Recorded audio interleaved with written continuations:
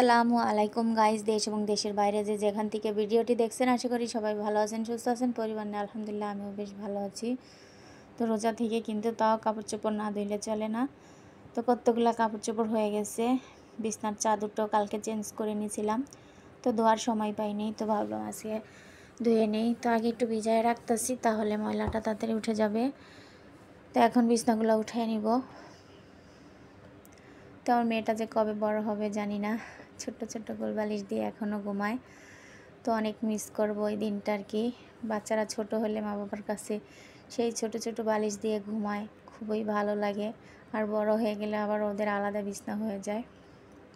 আর এই পাপোশগুলো এত ময়লা ধরে, একটু ব্রাশটা দিয়ে এরকমভাবে পরিষ্কার করলে অনেকটাই সুন্দর হয়ে যায় দেখতে।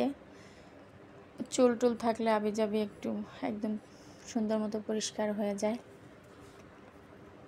তো কতগুলো কাপড় চোপড় রাইতে উঠাইছিলাম, উঠায় চেয়ারের উপরে রাইখা দিছি, এগুলো আর ভাঁজ করি নেই, খুব ক্লান্ত লাগছিল। তো এখন সকালবেলা একটু ভাঁজ করে রেখে দিলাম ড্রয়ারে। আর এই কার্পেটটা প্রতিদিন আর উঠাই না, এটা একটু কয়েকদিন পর পরে উঠাই। আর এমনি ডেলি আর কি বিছনা ঝাড়ু দিয়ে আগে উপর দিয়ে ঝাড় দিয়ে নিই, তারপরে ঘর ঝাড় দিই। কারণ এখানে আমি নামাজ পড়ি, ইফতার করি আর কি। খাওয়া দাওয়া আমাদের এখানেই হয়, মাঝখানের রুম এটা। তো এই রুমে আর কেউ থাকি না, শুধু কয়েকটা ফার্নিচার আছে, আর খাওয়া দাওয়া করে নিয়ে এই রুমে আর আমি নামাজ কালাম পড়ি।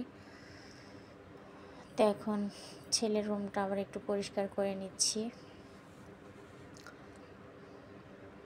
তো এই রুমটা কিন্তু আমার অনেক বেশি ময়লা হয়ে যায়, কারণ আমার বাচ্চারা সারাদিন থাকে, খায়, টিভি দেখে, এই কারণে অনেক ময়লা হয়ে যায়। তো এখন একটু ফার্নিচারটি হালকা পাতলা মুছে ঘরটা ঝাড় দিয়ে মুছে নিব। কারণ রোজা থেকেও আমার ওই খাটের নিচ যদি না মুছি আমার একদমই ভালো লাগে না। তো আমি সবসময় ঘর মোছার সময় আমার এই খাটের নিচটা একদম মুছে পরিষ্কার করে রাখি। আর ছেলের রুমের খাটের নিচটা মোছা যায় না, প্রতিদিনই ঝাড় দিয়ে দিই, কারণ ওই ঘর মোছার লাঠিটা ওই খাটের নিচে একদমই ঢোকে না, খুবই নিচা, এই কারণে। তো আমি কিন্তু আরেকবার একটা লাঠি ওই খাটের নিচে ঢুকানোর জন্য জোড়াজুড়ি করতে গিয়া ভেঙে ফেলছি, এই কারণে আর এখন ওইটার নিচে আর এইটা লাঠি ঢুকায় মোছার চেষ্টাও করি না, যেহেতু লাঠি ভাঙা যায়। আর আমি বসে বসে একদমই ঘর মুছতে পারি না, লাঠি দিয়ে দাঁড়ায় ঘর মুছতে আমার কাছে অনেক বেশি ভালো লাগে। আর বিশেষ করে যদি টাইলসের ঘর হইতো তাহলে তো আর কথাই ছিল না, আরও বেশি ভালো লাগতো মুছতে। কিন্তু আমার বাসাটা তো আর টাইলস করা না, তারপরেও লাঠি দিয়ে যে মুছি আমার কাছে অনেক ভালো লাগে। তো কাপড় চোপড়গুলো ধোয়াটাও হয়ে গেছে, এখন কাপড় ধোয়ার পানিগুলো দিয়ে একটু বাগানটা ঝাড় দিয়ে নিচ্ছি, গোসল করতে চলে যাব। তো কি দুর্ভাগ্য আজকে আমার, আজকে গোসলের পরেই মাছ কাটতে হইতেছে।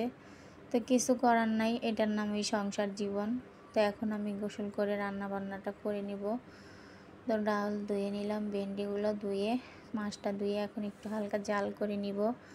তো আমি ভাবলাম মাছটা ভেজে রান্না করব।